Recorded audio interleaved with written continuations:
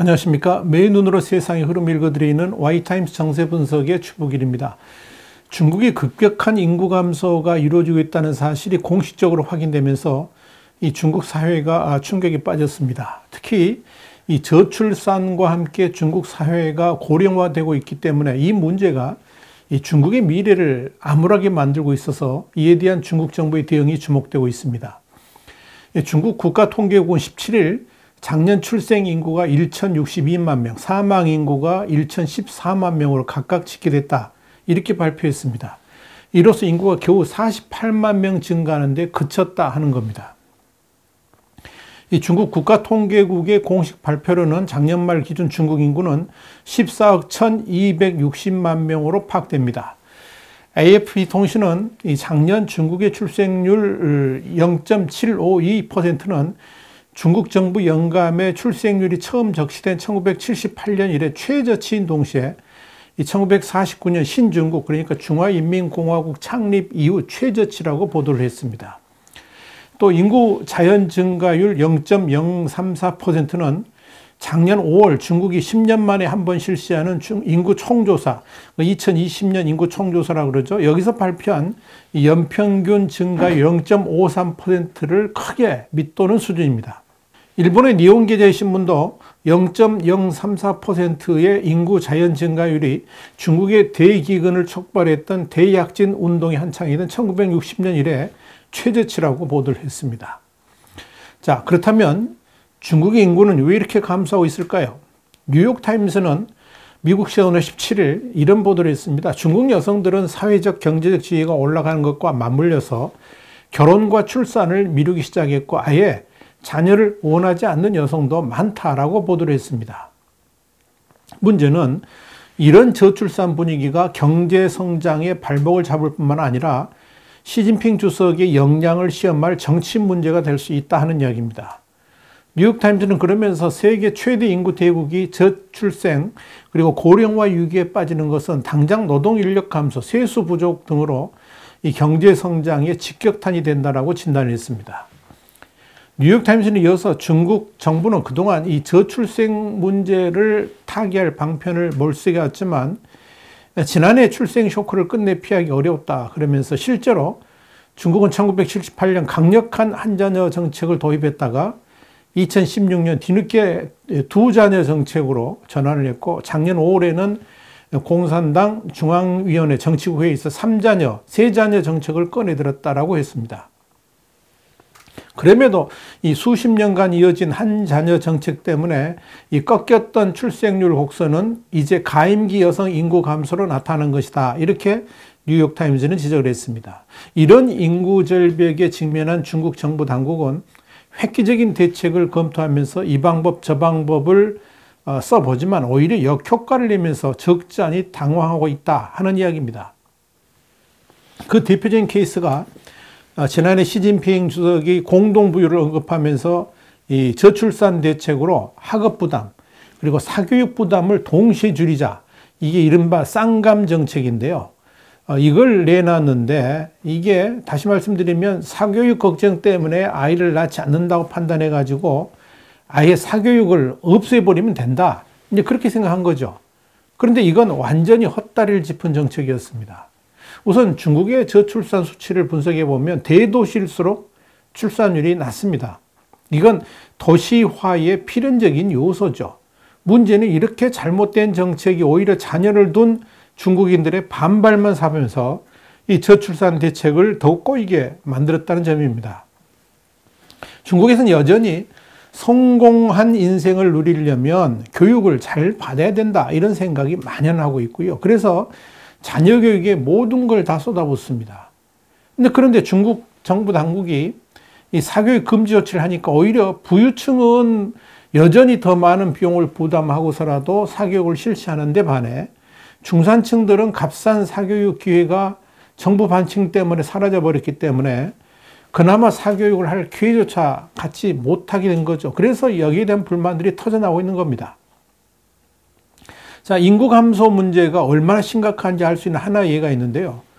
중국에서 이 헝다그룹 수석 이코노미스트를 지냈던 유명한 경제학자가 있습니다. 런저핑인데요. 이 런저핑이 지난 10일 발표한 인구정책 보고서가 있습니다. 여기서 중앙은행이 2조 위안, 우리나라 돈으로 한 373조 원 정도를 인쇄를 해가지고 출산 장려기금을 조성하자, 이걸 공개 제안했습니다. 그는 이 기금 운영을 통해서 앞으로 10년에 걸쳐서 총 5천만 명의 어린이가 더 태어날 수 있다라고 주장을 했습니다. 2조 위안이라 그러면 중국 국내 총산 GDP의 2 내지 3% 수준에 달합니다. 런저핑은 이 방법을 통해서 국민과 기업, 지방정부에 부담을 주지 않으면서도 중국의 저출산, 노령화 문제를 해결하고 미래의 활력을 불어넣을 수 있다 그랬습니다. 그러면서 우리의 연구 결과에 따르면 이는 유일하고 가장 현실적인 해결 방안이다, 이렇게 말을 했습니다. 그런데 이런 과격한 제안이 중국 내에서 이게 화제가 되게 되면 여론에도 별로 좋지 않기 때문에 인구 문제의 대안으로 떠오르게 되면 정부 방침보다 그게 앞서갈 수 있지 않습니까? 그래서 이걸 차단하기 위해서 중국 정부는 서둘러서 해당 교수의 SNS 계정을 삭제를 했고, 이글 역시 모두 SNS 사라지게 만들었습니다. 사실 런저핑의 이 주장은 과거 시진핑 주석이 제안했던 것하고 상당히 유사한 부분이 많습니다. 그러나 이 중국 정부 내의 실무진들의 반대로 포기를 한 바 있습니다. 그런데 런저핑 교수가 이와 유사한 주장을 함으로 인해 가지고 과거에 시진핑의 잘못된 정책에 부각될 우려가 있다는 측면에서 서둘러 SNS에서 사라지게 만들었다, 이런 주장도 있습니다. 자, 뉴욕타임스는 이날 중국의 인구 감소 문제를 거론하면서 이 중국의 인구 감소 문제는 중국 정부 당국이 이젠 더 이상 숨길 수 없는 사실이 되어버렸다라고 지적했습니다. 뉴욕타임스는 오랫동안 중국 공산당의 지도자들이 중국의 인구 통계 수치를 조작하고 있다고 주장을 해왔던 위스콘신 메디슨 대학의 이프센 교수의 말을 빌어가지고 중국은 지금 중국 당국이나 국제사회가 생각하는 수준 이상의 상상을 초월하는 인구 통계학 위기에 직면해 있다라고 보도를 한 겁니다. 상당히 의미가 깊은 이야기인데요. 여기서 이프센 교수가 중국의 인구 통계학 위기를 말한 건 뭐냐면 중국의 실제 인구하고 통계가 너무나도 차이가 나기 때문에 이 간극을 메우기 위한 노력이 벽을 만나게 될 수도 있다, 이런 의미로 받아들여집니다. 중국의 국가통계국은 지난해 출생인구가 1,062만 명이라고 밝혔지만 사실은 이미 900만 명대로 떨어졌을 것이라는 보고들이 있습니다. 한마디로 중국 국가통계국이 지난해 10월 발간한 중국 통계영감 2021과 비교해 봐도 지난해 출생인구가 1천만 명을 넘었다는 것이 이해가 가지 않습니다. 하나 예만 들어보죠. 중국 내 31개 성 가운데서 인구가 세 번째로 많은 성이 허난성인데요. 허난성이 지난해 9월까지 출생아 숫자가 전년 동기 대비 19% 가까이 줄었습니다. 구이저의 성의 성도인 구이양도 무려 16.8%가 감소를 했습니다. 심지어 중국 내에서 9번째 인구가 많은 지역인 안후이 성의 경우는 4년 전에 비해서 무려 46%, 절반 가까이 감소했습니다. 이렇게 출생아 감소 폭이 엄청난데도 2020년 출생아가 1200만 명에서 겨우 140만 명 정도만 줄었다는 것 자체가 이해가 되지 않는다는 겁니다. 이는 11.5% 감소한 거죠. 참고로 지난 2019년에는 1465만 명이었는데 2020년 출생아 숫자하고 비교하면 18%가 감소를 했습니다. 자, 이런 통계 조작은 그동안 중국 정부가 인구 반전의 시기를 2027년 정도로 추산해왔는데 이미 2020년부터 인구 감소가 나타난 것에 대해서 당황을 하면서 인구 통계를 조작한 것이 아닌가 보여집니다. 중국 인구가 14억 명이라는 대전제가 무너진다 그러면 중국의 전반적인 정책 자체의 기본이 다 무너지기 때문에 그런 거죠. 그래서 이프센 교수가 이 사우스 차이나 모닝 포스트에 보낸 기고문에서 중국 인구조사의 실제 데이터는 외부의 예상과 차이가 크다 그러면서 중국의 실제 출생률과 인구 규모를 과대 평가하고 있다라고 주장한 겁니다. 이프센 교수가 이렇게 말을 하는 것은 저도 쭉 읽어봤는데요. 이게 무슨 굉장히 깊은 통계학적 지식이 있어야지 알 수 있는 게 아닙니다. 중국의 지방정부의 통계들만 몇 개 이렇게 비교해봐도 금방 답이 나온다 하는 이야기입니다. 이프센 교수는 이어서 2019년 말 전국 실제 인구는 12억 7,900만 명을 넘지 않을 것이라고 말을 하면서 공식 발표된 총 14억 명보다 1억 1,100만 명 정도가 적다라고 추정을 했습니다. 또한 2019년 중국의 실제 출산 수는 국가통계국에 보고된 1,465만 명이 아니라 한 1,000만 명 정도밖에 안 될 것이다, 이렇게 말한 바도 있습니다. 이프센 교수의 주장을 그대로 적용하자면 2020년에 진짜 인구는 14억 1,200만 명이 아니라 12억 5천에서 6천만 명 정도가 된다 하는 이야기고요. 그리고 출생아 숫자도 1,200만 명이 아니라 900만 명대로 줄어드는 것으로 보입니다. 이프센 교수의 추정대로라면 지난해, 그러니까 2021년의 출생아 숫자는 900만 명도 훨씬 못 미치는 800만 명대에 불과할 것으로 추산이 됩니다.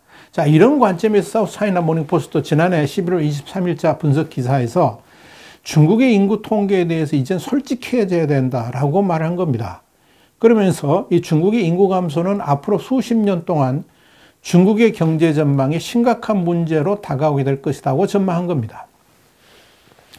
그러면서 사우스차이나 모닝포스트는 중국 정부가 인구 현실을 외면한 채 가족 계획에 국가가 개입을 하면서 문제는 더 심각해졌다 그랬습니다. 그러면서 그런 잘못된 정책이 지금의 위기를 불러왔다라고 그랬습니다. 사우스차이나 모닝포스트는 이어서 중국의 인구 감소는 강력한 사회주의를 건설하려는 베이징 당국의 모든 계획들을 뒤흔들게 만들 것이라 그랬습니다. 그러면서 중국 정부는 인구 문제를 거론하는 것 자체를 금기시하고 심지어 이 국가 미래를 위해서 거론해서는 안 되는 영역으로 규정을 하고 있지만 지금이라도 인구 문제를 공론화해서 솔직한 대화를 시작해야 된다라고 충고를 한 겁니다.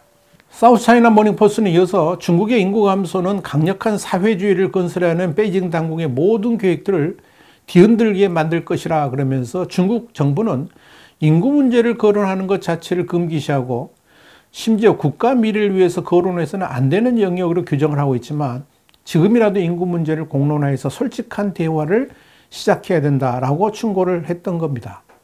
이 중국 당국의 이런 태도는 지난해인 2020년 초에 리프센이 중국의 인구가 2018년부터 감소하기 시작할 것이다, 이런 진단을 한 것에 대해서 관영 언론인 인민일보가 가짜 뉴스라고 낙인 찍으면서 몰아붙였죠. 그런 일에서도 볼 수가 있습니다. 그만큼 이 중국 정부 당국이 인구 문제를 거론하는 것조차 터부시하고 있는데 이런 중국의 태도가 문제를 더 키우게 될 것이다, 이렇게 사우스차이나 모닝포스트는 지적을 한 겁니다. 이 사우스차이나 모닝포스트는 그러면서 베이징 당국은 새로운 인구 통계 현실을 정직하게 직시하고 심각한 위기로 다뤄야 될 것이라고 충고를 한 겁니다. 자, 여러분, 사실 세계 제1위의 인구 대국인 중국의 인구가 줄어든다는 거, 이건 중국에게는 엄청난 타격입니다. 14억 시장을 보유한 세계 2위 경제대국의 인구 감소는 이전처럼 글로벌 경제의 성장 엔진 역할을 기대하기 어렵게 되기 때문에 그런 겁니다. 이 중국 정부 당국이 그렇게도 중국 인구 14억 명을 고정불변의 수치로 못 받고 있는 이유도 사실은 그렇게 14억 명을 유지해야지 중국도 지금의 경제대국을 이어갈 수 있다고 판단하기 때문입니다.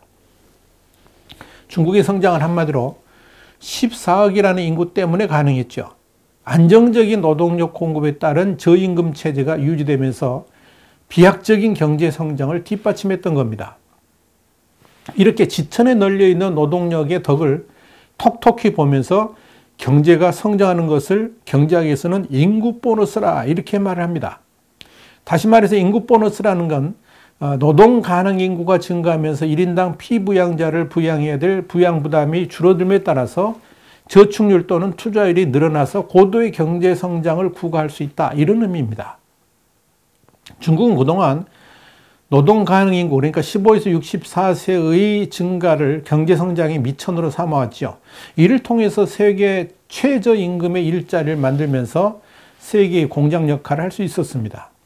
그랬던 중국이 지난 2011년을 기점으로 노동인구 비중이 줄어들기 시작했습니다. 반면에 노년층은 날로 늘어나고 있습니다. 중국 경제 성장의 발판이 되었던 인구 보너스가 사라지고 있다는 이야기입니다.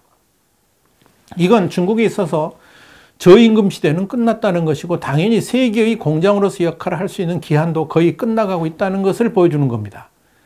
지난해 미국의 월스트리트 저널은 중국의 인구 감소로 인해 가지고 중국은 결코 미국을 따라잡을 수 없을 것이다 하는 흥미로운 기사를 낸 바 있습니다. 그 이유는 간단합니다. 생산 가능 인구가 너무나도 빠르게 줄고 있기 때문에 그렇다 하는 이야기입니다. 반면 미국은 출산율도 괜찮고 해외 인재도 꾸준히 유입되는 나라이기 때문에 중국과는 차원이 다릅니다. 이것이 개방사회하고 폐쇄사회의 특성입니다. 그렇기 때문에 지금 중국의 시진핑 정부는 인구 감소 현상을 막기 위해서 뭐든지 다 할 태세입니다. 심지어 통계 조작까지 해서라도 그렇게 할 겁니다. 사실 인구를 늘릴 어떤 대안도 없습니다. 그러니까 통계 조작을 하는 거겠죠. 그래가지고 14억 인구를 유지해 보려고 하겠지만 그나마도 더 이상 숨길 수 없는 상황으로 지금 몰려가고 있다는 얘기입니다. 중국은 아마도 2022년에 인구 통계를 발표할 때도 내년 이맘때쯤이요 14억 명을 애써 유지하고 있다고 발표할 겁니다. 그러나 그런 거짓말이 오래가지는 못할 겁니다. 많은 중국 전문가들은 2021년이 중국 인구 감소의 원년이 될 것이라고 예상을 했었습니다. 그러나 중국 정부 당국은 애써 그렇지 않다고 지금 강변하고 있습니다. 그렇다고 진실이 가려지는 건 아닐 겁니다.